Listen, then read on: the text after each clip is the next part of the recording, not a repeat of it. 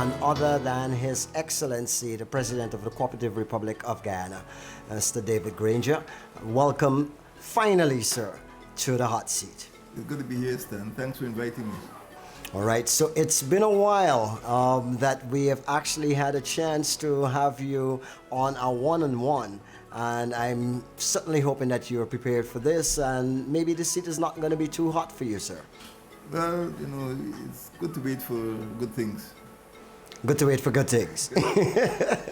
Okay then, so let's get right into it. My first question to you, Mr. President, are what are the main improvements under your government and the difficulties that you have faced ever since assuming office in 2015?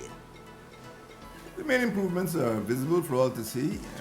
At the human level, we've improved wages for working people in a dramatic fashion. I think a teacher who might have been earning maybe $34,000 at the start of our administration is probably getting well over 70 now. Ordinary working people are much better off. We've improved pensions for people who have retired from service. We have increased the threshold, the income tax threshold, so more people are outside of the tax net. So more people are carrying home more money than ever before. Also, at the human level, I would say that we've improved the quality of education countrywide. The rates of performance have improved in the hinterland and the coastland. We are trying to reduce the inequalities between people in the coastland and hinterland so that more people get better education. And this has started to happen. At the level of the economy, we have been very stable for the last 4.5 years. The economy has been very stable. The exchange rate has been relatively stable.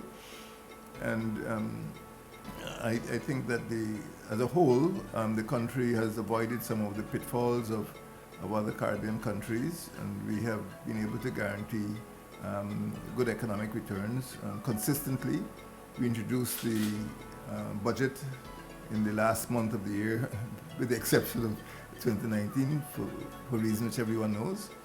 And it means that the economy can get kicking in the first month of the new year, rather than waiting until March or April for the budget to kick in. At the level of political development, I would say that the coming of local government elections, again after a lapse of over 20 years, has been a boost. And in addition to the holding of local government election twice, and don't forget, Stan, that we were in office for less than a year when we held local government elections which the PPP wasn't able to hold for over 20 years. And we've held it twice in 4 years.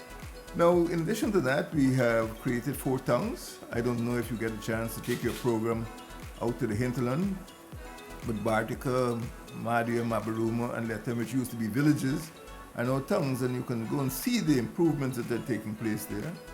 Not only infrastructural improvements in terms of the quality of roads and lights, but also the delivery of services to the people of those regions. In international relations, we have brought the long-standing territorial dispute to the court, and we hope that we will get a judgment. We are very confident of getting a favorable judgment in a very short time. And this has been a monkey on our backs for half a century. So from every point of view, at the level of the citizen, at the level of the regions, at the level of the government and the political development, at the level of international relations, we've done well. We've done well over the last 4.5 years. And what would you say would have been some of the difficulties in getting to where you've highlighted that you've gotten? The major difficulty has come from the People's Progressive Party. In the first instance, we inherited what you call in dominoes a bad hand. We got a bad hand in terms of the sugar industry, the fiber optic cable from Lethem, the Skeldon factory. These were expensive burdens that we had to bear. There were a lot of debts to the courts which were not settled. But worse than that is the resistance that we got from the chairmen of the regions which were elected on the PPP ticket, particularly Region 1, Region 2, Region 3, Region 5, Region 6, and Region 9. This was serious because here we placed a lot of emphasis on the development of the regional system to give people in those areas a better quality of life. But those chairmen who were elected on the PPP ticket just refused to cooperate with the Minister of Communities. He would invite them to meetings, they wouldn't come. He would give instructions, they wouldn't obey. So it is almost as though the PPP was waging a civil war. And this has been a major obstacle to regional development in this country. And I think the opposition by the PPP to the APNU AFC administration has been a major drawback. That is what I would say. There have been other issues which we needed to overcome, issues of education, where the dropout rate was extremely high. We've been able to reduce that. Issues of empowerment, which we've been able to solve largely through the holding of local government elections. Issues of youth employment, we established the Guyana Youth Corps, which had been more or less an invention of the previous the PNC administration in 1968. It was transformed into the National Service. The PPP shut down the National Service, which meant that a lot of young people did not get the opportunity to seek employment. Among the young people, there's something which you call the NEETs, people not in employment, education, or training, NEET. And many of those who look forward to going into the National Service to get an opportunity to resume their education, their training, were just abandoned because the PPP shut down the National Service. It was my job to reestablish the Guyana Youth Corps, in addition to which you had organizations like the HEYS, the LEN, SLED. These programs helped young people to get funding to get back into the world of work. So we inherited a very bad hand, and that is why next year in the general and regional elections, we hope that we'll be able to, or we're confident that we'll be able to continue the work that we started in 2015. All right, this is, of course, in case you just joined us, this is the Hot Seat live on Hits and Jams 94.1 Boom FM. And Mr. President, you alluded to a number of things there that I want to be able to get into a little bit more detail. But one such as the monkey around our necks. That statement, which you made earlier in your presidency, seemed to have strained relations with Venezuela. Now, there are political pundits who posit that the swarming currently of Guyana by thousands of Venezuelans is seen as a subtle war that is being waged against us. So the question to you is, how safe is our nation given our porous borders and the military might of our neighbor? We do not feel that we are incompetent in protecting our own interests. We rely very much on the international community, United Nations, and right now the territorial issue has proceeded to the courts because of the intervention of the United Nations Secretary General. We have very strong relations with the Caribbean community and with Brazil. I'm very confident that the changes in the Guyana Defense Force and the Guyana Police Force over the last 4.5 years have strengthened our territorial defense. We have roughly 800 kilometer border with Venezuela, and the coming of migrants from Venezuela is not a result of the territorial problem, it's a result of internal issues within Venezuela, and we hope that Venezuela will overcome those issues as quickly as possible to allow the people to return home. So I would like to feel that we have behaved in a very civilized and humanitarian way towards Venezuelans, some of whom were destitute. But that has nothing to do with the territorial question. The territorial question has a lot to do with our petroleum exploration, the delineation of our maritime frontiers, and seeking the court's reassertion of the agreement of 1899, which clearly demarcated our borders. We are very confident that the courts will rule in our favor. So I don't see that there's a military threat, but should there be a military threat, I'm very confident that the defense forces will be capable of deterring aggression. All right. Thank you very much for that answer, Mr. President. So another statement that you would have made earlier in your presidency had to do with the issue of planting chips and cocoa price. I don't know if you can recall about that, but it has been beaten by some of your political opponents as you lacking vision. But recent revelations of our import bill of some more than $100 million in planting chips seems to bear you out on this statement.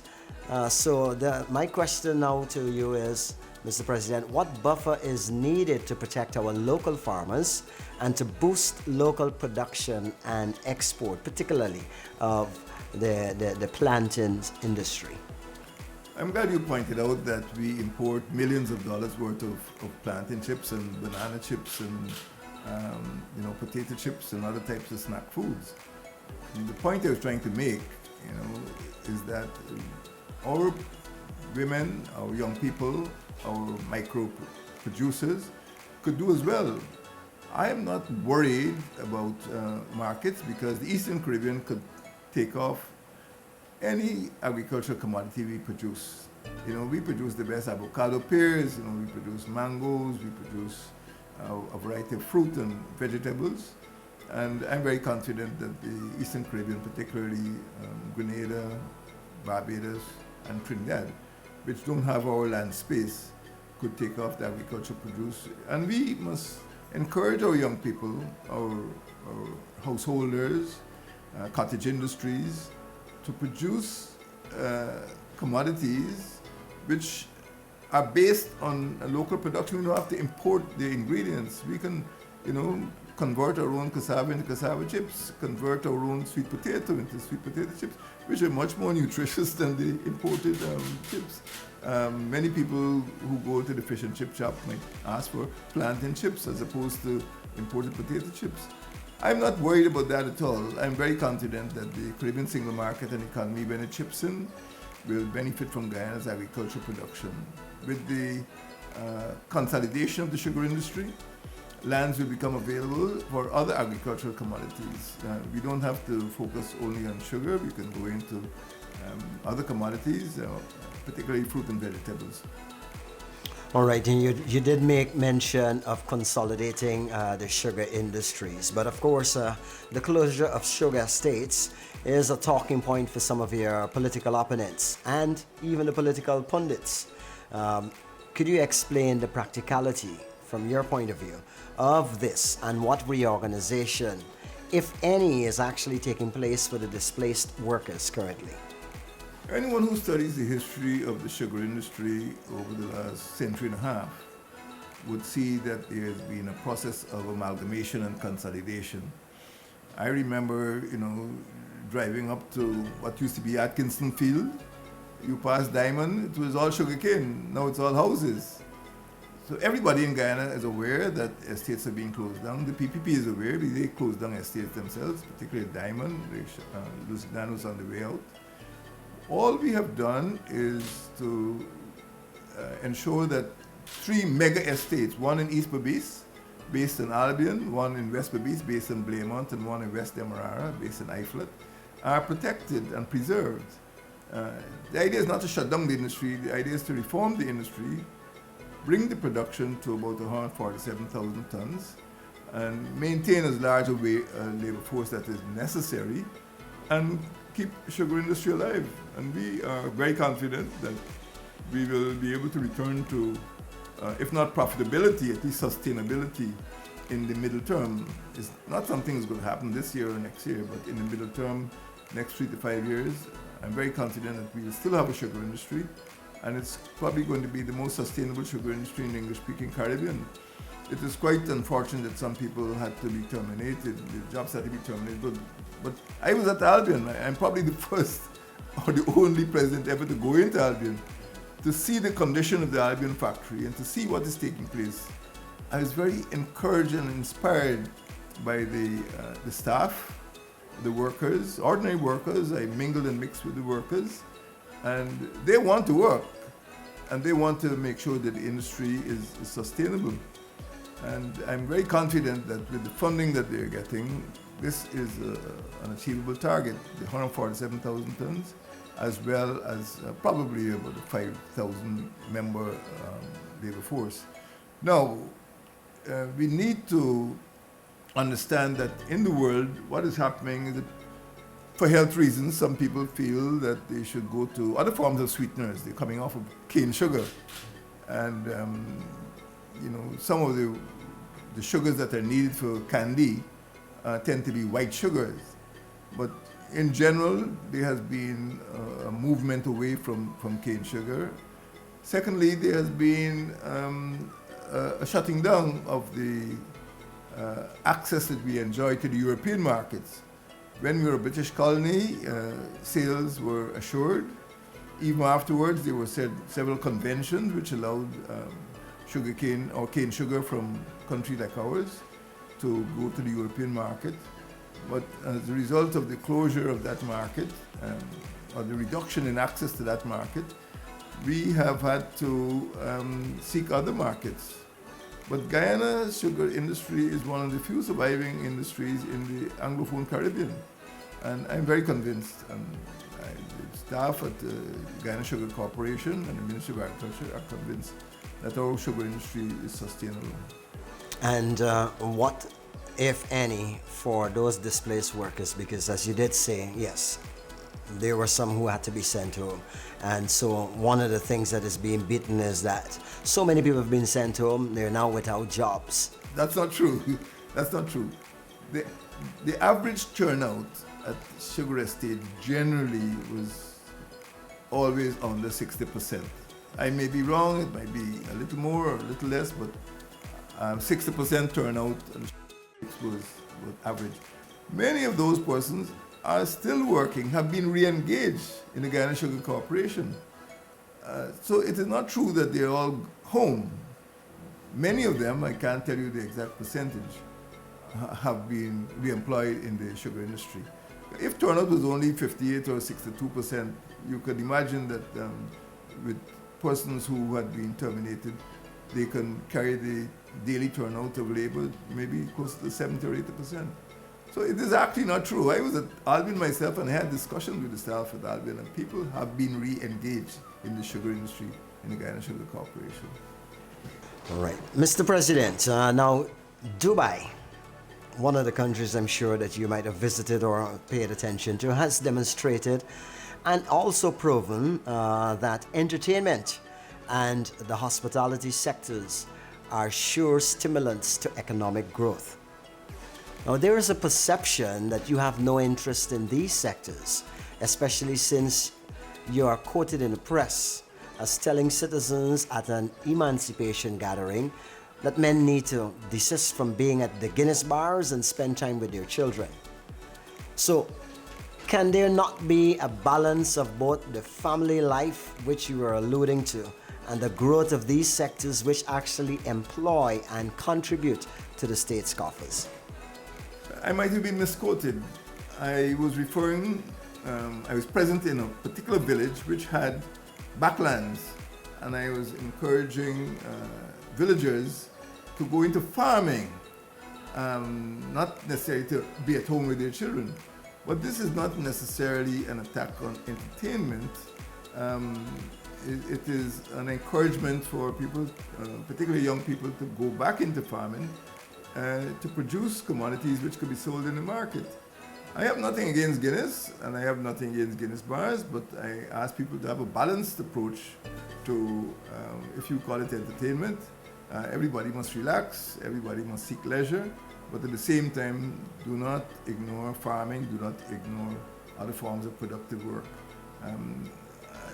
I don't know, I've never been to Dubai, and as you know, Guyana does not have the same assets as, say, St. Lucia or Bartica, or Barbados. We don't have beautiful beaches. We have an excellent ecotourism product, which is superior to any ecotourism product in the entire Anglophone Caribbean. And people can come here and see some of the best waterfalls in the world.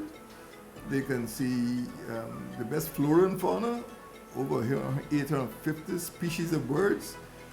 They can see the largest eagle in the world. They can see the largest predator, the jaguar, our national animal, the largest predator in the continent of South America. They can see some of the finest fishes, including the largest freshwater fish, the alpine. So we have a tourism product, and I encourage ecotourism. I'm not against entertainment. I'm not against tourism. What I'm saying is that we need entrepreneurs to develop that product. And people, I've been at a farm, a ranch in the South Rupununi, and I met a person there who came from Ireland inquiring about the red siskin. It's a rare bird which only appears in southern parts of Guyana and southern Venezuela. But there are bird watchers who are prepared to travel across the Atlantic Ocean to get a sight of that bird. So I'm not worried about tourism, I'm not worried about the entertainment, but we need entrepreneurs to develop those enterprises. All right. Whilst I do hear you, Mr. President, if I could just elaborate on this particular question, you did mention, yes, we do not have the kind of beaches like some of the countries, but for example, there's this carnival, which is a product that is not just known as a Trinidad thing anymore.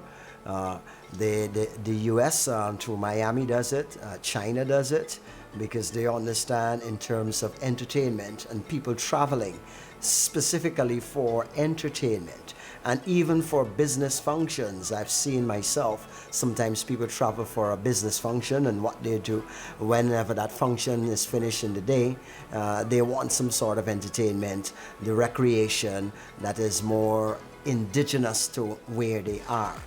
And it brings in to the national coffers in terms of what they spend. That's good. That's good. And I encourage that type of cultural development too. And it would give our artists a platform on which they could perform, and encourage songwriters, encourage other performers. And our own next year, as you know, we celebrate the 50th anniversary of becoming a republic. I expect that people will take advantage of that occasion. I don't actually call it carnival because maybe I'm a little traditional. Carnival actually was a Christian festival which occurred the day before or the days before, what they call Mardi Gras, Dimanche Gras, the days before Ash Wednesday. And it was a prelude to Lent, and it meant originally farewell to meat. That is, in traditional Catholicism, people stop eating meat from Ash Wednesday for 40 days and 40 nights. So it means farewell to meat. But right now, as you say, it's just fun. People would call any type of public entertainment a carnival. And there were costumes, and there used to be religious significance, but now it's just a good party.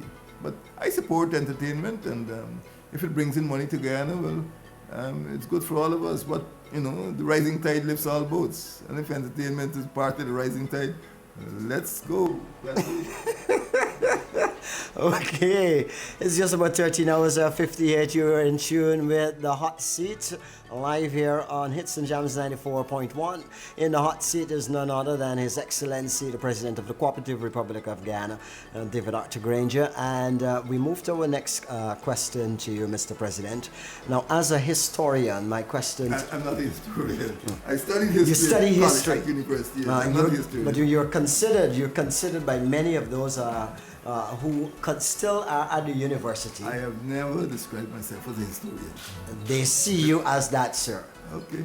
And as someone who, has paid keen attention to particularly our history, I want to ask you, what is being or has been done to address the plight of ethnic communities of places such as Buxton, Linden, New Amsterdam, and even sections of Georgetown that were sidelined in previous administrations?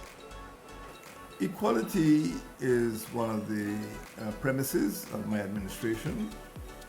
Um, we are, I suppose, very concerned with equality or inequality of indigenous people, of African people, of Indian people, of any community that has suffered discrimination. Unfortunately, under the PPP, some of that was sharpened because of the policies of that party. I have gone to communities and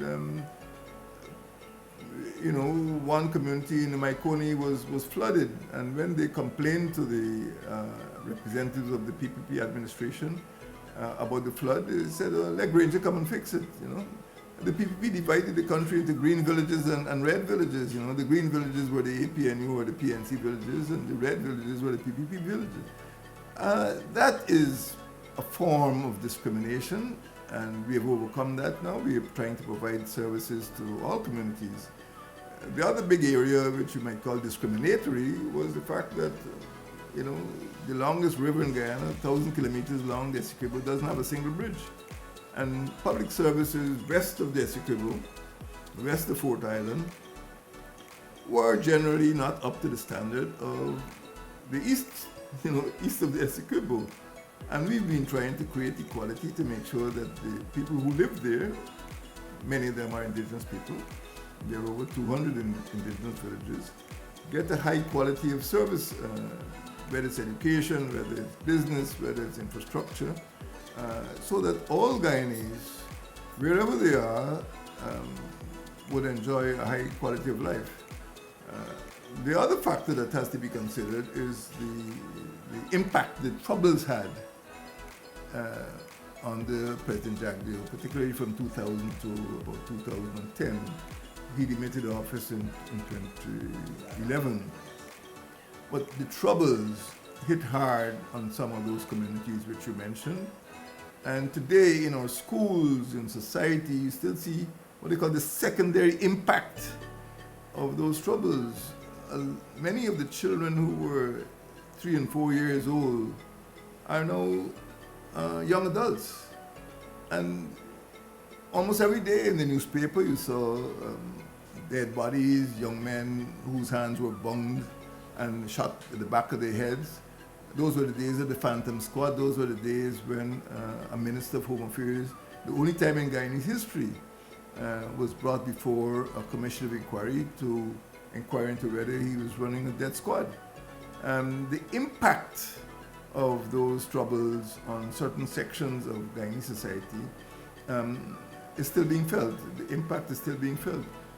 As far as the provision of services are concerned, we are even-handed. We make sure that Guyanese citizens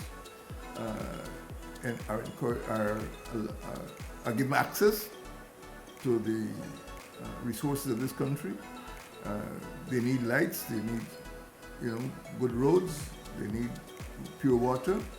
And you can see almost on a monthly basis, our administration has been going into all communities, giving all Guyanese citizens the benefits of those public services.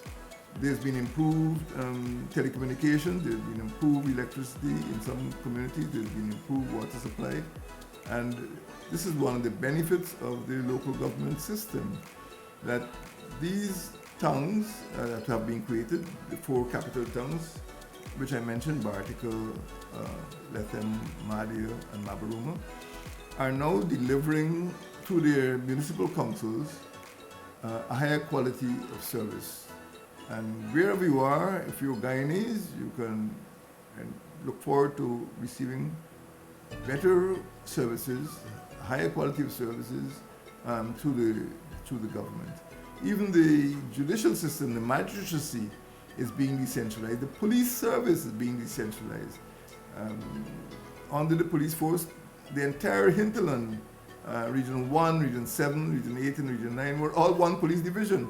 We've now created 4 police divisions there so that law enforcement could take place more effectively, more efficiently in all 4 of those police divisions. So generally speaking, the policy of my government has been to provide a higher quality of services to all of the people of Guyana. we realize that there are some disadvantaged communities, and those disadvantaged communities will be given assistance to be brought up to the standard of to provide a good quality of life. So that Guyanese everywhere could enjoy a fairly good quality of life. Whether you're living in Wakanam, whether you're living in Wariwana, whether you're living in Oriala, whether you're living in Buxton, all Guyanese will be treated fairly. And speaking about a good quality of life, now you are aware that we have a high unemployment rate among our youths.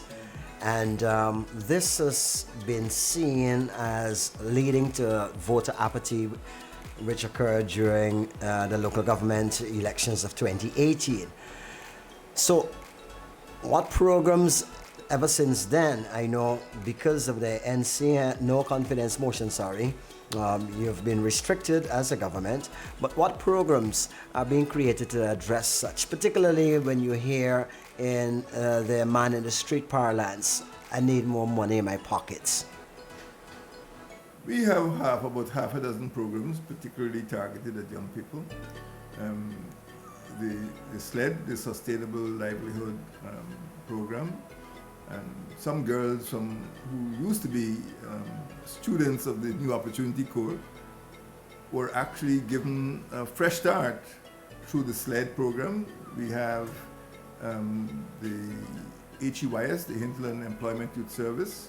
I recently re-established the Guyana Youth Corps, where young people who are NEETs, not in employment, education or training, are being given an opportunity to get a skill to go back into the world of work. And many of these programs are helping young people particularly to get back into employment. They're not being abandoned. The Youth Corps was established first in 1968 to give them an opportunity to work. We know that some people have dropped out of school, and that is one of the reasons why I introduced what is now called the 3Bs or 4Bs or 5Bs, to get people back into school because they couldn't afford to go to school. And once you don't complete your primary or secondary education, the chances are that you will not be able to get a good job or even to employ yourself.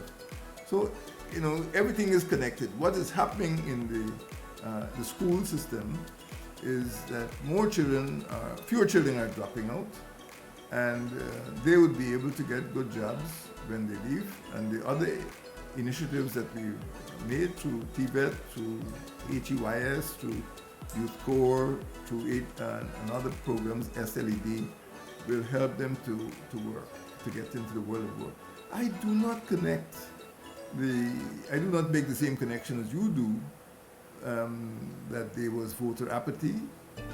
People tend not to understand the local government system and the impact that it can make on their household and on their daily lives. Mainly because for nearly a quarter of a century, maybe closer to 20 years, 2 decades, local government elections were not held. And many people didn't know what to do. They thought it was still one big constituency. They didn't realize that you had to live in that community and you had to cast your vote there for a municipal council or a neighborhood democratic council. And there needed to be more education about the local government system. But the PPP, by not having local government elections and by ripping up the former neighborhood democratic councils and installing interim management committees, which were entirely nominated with their own party people, it almost destroyed local government in Guyana. And we're now restoring confidence in the system.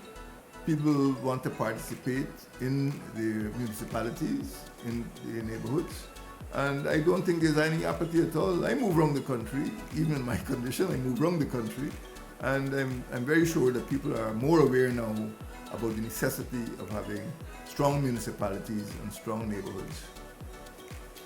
Mr. President, Mr. Jagdeo was here on one of the hot seat programs earlier in the year, and he made the claim that blacks were actually better off under his presidency. And he further alleges that your government is in bed with several rich Indian businessmen, which is to the neglect of blacks. What is your response to that? The African people suffered heavily under the Jaguar regime, and I refer to them as African people, just like I refer to India. I don't call the Indians Browns, I call the Indians Indians. And a lot of people all over the country suffered because of the discriminatory practices of the Jaguar regime. I don't have anything against rich people. I don't persecute or prosecute people unless they commit some criminal offense. So I don't know who he's speaking about. I don't normally comment on what Mr. Jaguar says. He sometimes says things which are not truthful. You know, sometimes he may go to Babu John and make claims. I don't respond to him because sometimes he rants and raves, and that's not my style. You know, I look to see what problems exist and try to solve those problems. But when he goes to a place like Babu John and calls me by name or calls the Prime Minister by name and says they should chase them out of the region, it's a very dangerous remark, very dangerous statement to make. So I don't pay much attention to what he says, but this comment you make here is very disturbing because it's untrue. And there are many people, many communities which were discriminated against. And I can take you to those communities. On one occasion on the East Bank Berbice, which has a significant African Guyanese population, a convoy taking Mr. Ramatar to Highbury, where the Indian immigration started. The convoy was stopped and Mr. Ramatar was told, don't come back here unless you fix the road. We fixed the road. And, you know, roads in other communities occupied by different people were fixed, but roads in communities, lights in communities, which were inhabited largely by African Guyanese, were not being fixed. That's why I said that they divided the country into green villages and red villages. The red villages were getting all the attention, the green villages were being neglected. And a study and examination of what took place in that 23-year period of the PPP would bear out what I've said. And I'm not going to mix words with Mr. Jagdeo, but he knows truthfully where the emphasis of public expenditure had its greatest impact. And it was not in African communities. And I'm not going to quarrel about who's rich and who's poor. He knows what he did. And the result of his actions was felt in May 2015 when the PPP was kicked out. So emphatically for you, that claim by the opposition leader is incorrect. It's untrue. All right. Now, one of the things that many have been, talking about is the fact that there's been no commission of inquiry into the deaths and even the violence post-jailbreak 2002 to about 2008, despite actually you campaigning and you promising to actually address this matter should you be elected. That is prior to 2015. Up to now, no such commission of inquiry has occurred. And I'm alluding again, Jagdeo made that promise that should that's a PPP government be re-elected, they will actually do that. So my question is, why haven't you, as president, ordered a commission of inquiry, particularly since you've been ordering commissions of inquiry into many issues? We made a start, and it was clear that a lot of the evidence that we sought was difficult to obtain. The biggest example, of course, was the Lindo Creek inquiry, which involved members of the Guyana Police Force and members of the Guyana Defense Force. And that was a great disappointment to me because the families were expecting a different outcome, a different result. But what happened, not only in that massacre, it was a massacre, but even in the case of Satideo Saul, who was a minister of Mr. Jagdeo's government, it shows you the untruthfulness of this person. He has in his cabinet somebody sitting down next to him who is assassinated, and he does not even hold a coroner's inquest, much less a commission of inquiry. A cabinet colleague, his family came to me Mr. Satyao Saw's family came to me. The family sued the government, the PPP administration. The point I'm making is that a certain commissioner of police, when asked about a criminal investigation into one of those massacres, said, and I don't want to quote him verbatim, that all of the witnesses were killed. So part of the troubles that we saw between 2010 and 2000 and 2010 involved the methodical removal of witnesses to those crimes. And the result is that it is very difficult to get evidence. So you can't convene a commission of inquiry and nobody's willing to come forward with evidence. I did make an attempt in Lindo Creek and the evidence was insubstantial. Persons who were known to be involved would not speak up, would not tell the truth. And the inquiry started, came to a certain stage and stopped. But the families have not gotten the answers that they needed. And this will happen in all of their other massacres. At Lusignan, the killings in Buxton, at Eccles. There are about 10 massacres that took place under Mr. Jagdew. He didn't investigate a single one. Why would you believe him now? When he was in power and had the power to do it, he didn't do it. Now he's out of power. How is he going to do it? He's not going to be present again for eternity. So what is he talking about? So would you say, therefore, that it's a political gimmick and a ploy to appease or to attract blacks? Gimmickry.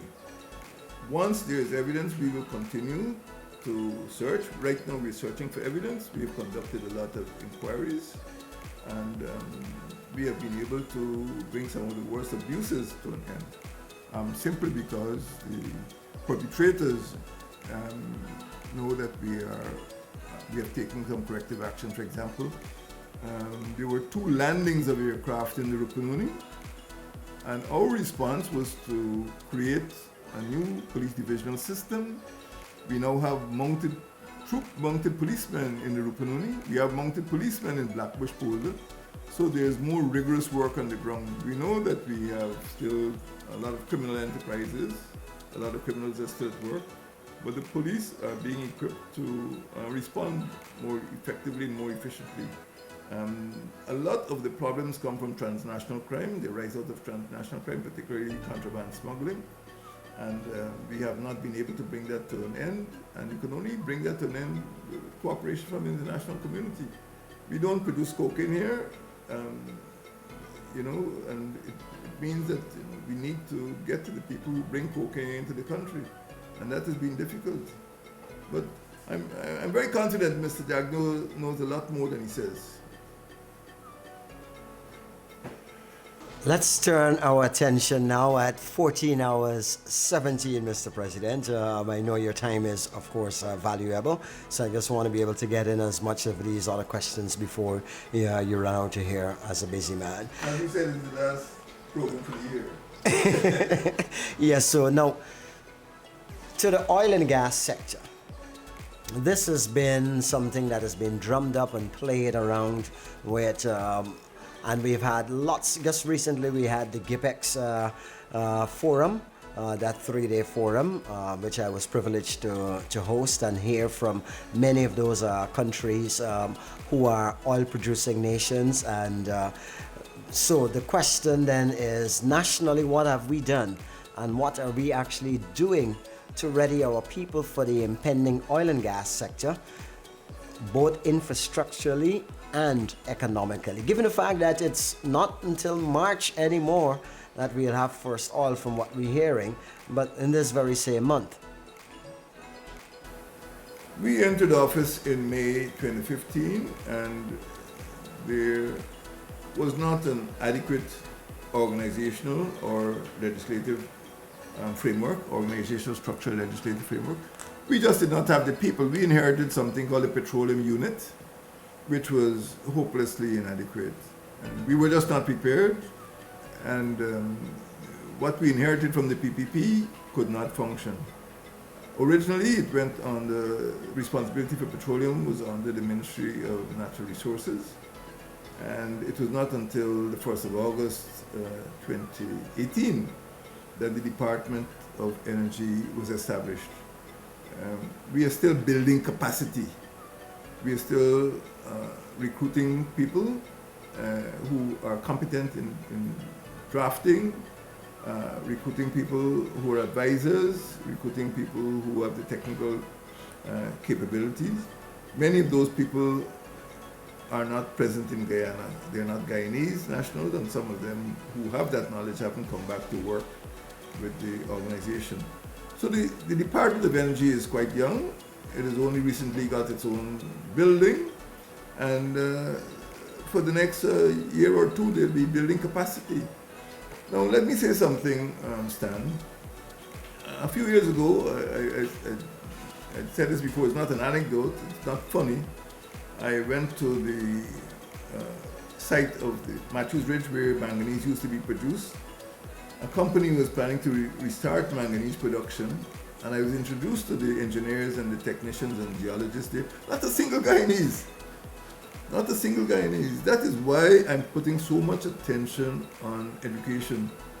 And in my address to Queen's College, 175th anniversary a few weeks ago, I mentioned science 36 times to emphasize the fact that we need to train our own scientists, our own engineers, our own geologists to take control of that industry. It is not something we could do overnight.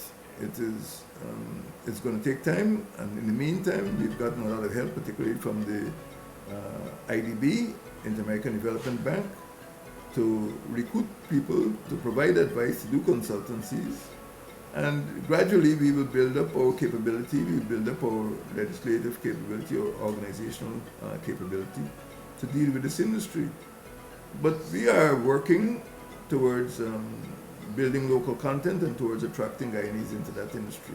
I don't want to say we are taken by surprise, but definitely the framework for such an important industry probably will turn out to be the most important extractive industry in the history of Guyana, is now being built gradually by this administration. We inherited literally nothing in May 2015. So my next question, which is still remaining on the oil and gas sector with you, Mr. President. Now, what is also being done? Because we've heard from many that, particularly in the first instance, the former U.S. ambassador, and then even our Minister of Finance, that person should not be looking at getting into careers in the oil and gas industry. And so what about the other extractive resources such as our gold, our diamond, our bauxite, even forestry and agriculture? What about bringing those up to par? What is being done to make sure that we have that equity in all of our natural resources, so that we do not find ourselves in a situation like some countries where after the glut of oil and gas, then there's nothing to depend on? Well, you're quite right that, as one Prime Minister in the Caribbean said, oil don't spoil, but actually oil could be exhausted, you could run out of oil. Many countries, even rich oil producing countries, are moving towards sustainable sources of energy. They're going into solar, they're going into wind. So we expect that in the fullness of time, oil will flatten out and fewer people will be using fossil fuels.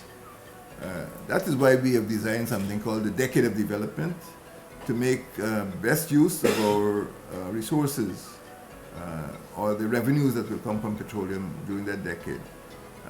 I do expect that even then we'll walk on two legs, as you point out. There are other extractive industries, but we need scientists, we need engineers, we need qualified people. We've gone past the level of relying purely on pork knockers. Gold and diamond extraction is now heavily mechanized, and we need persons who could go into those areas with the correct technology and reduce the damage to the environment by use of mercury, by use of destructive technologies.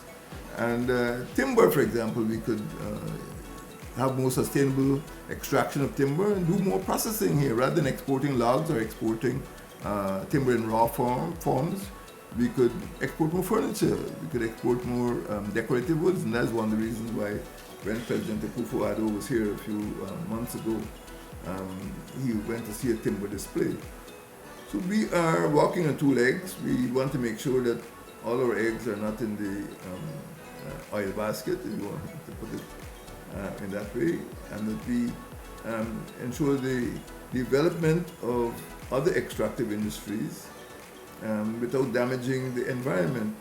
Timber is important, gold is important, diamonds, there might be other minerals, we're going back into manganese, but they must be all exploited in a sustainable manner without damaging the environment unnecessarily, and in some cases actually repairing the damage that is done to the environment, keeping the rivers clean and pure, and reforestation, replanting the areas that are being mined out or where the trees are being cut down.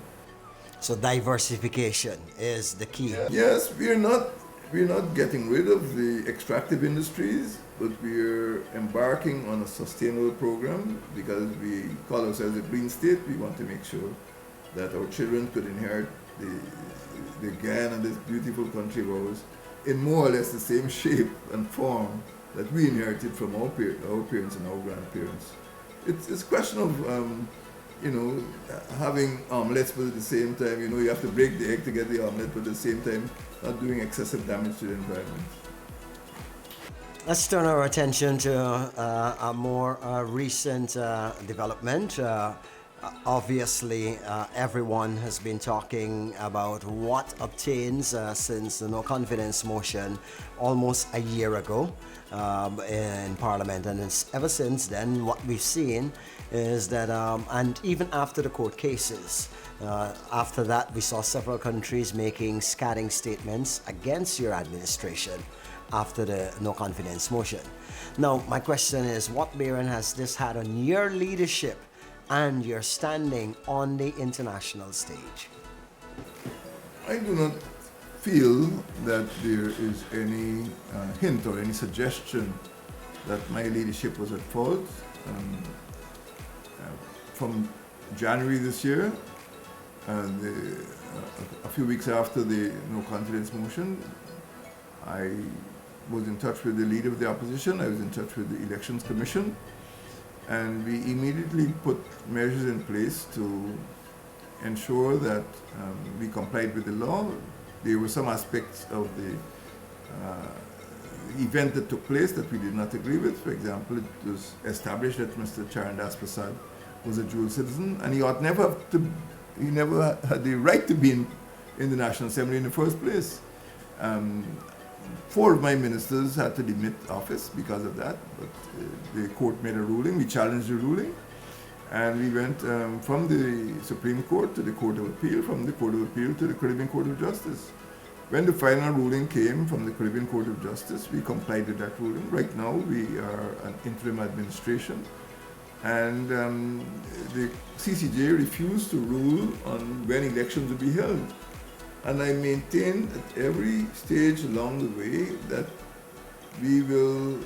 I would be advised by the Elections Commission when it was ready to hold elections. And when that advice came, I made an announcement promptly. And that is why on the 1st of October, I published a proclamation that the election will be held on the 2nd of March, which is the first non-holiday Monday after the Chairman of the Elections Commission advised that they would not be ready to hold elections before the end of February.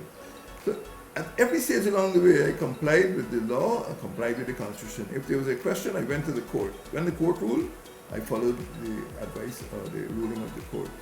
So I do not believe that my standing or my leadership has been in any way compromised or jeopardized by what has taken place over the last 12 months.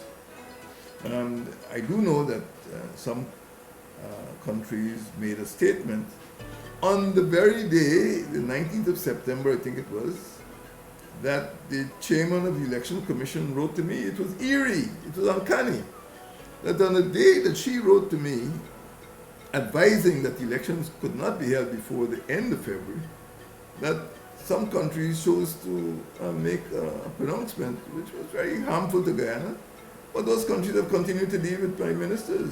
They continue to deal with government. You can see them all about the place. I don't know what was the purpose of that announcement, but it didn't damage my credibility or my leadership. And it didn't change the fact that Guyana was not ready to hold elections until the Election Commission said it was ready to hold elections.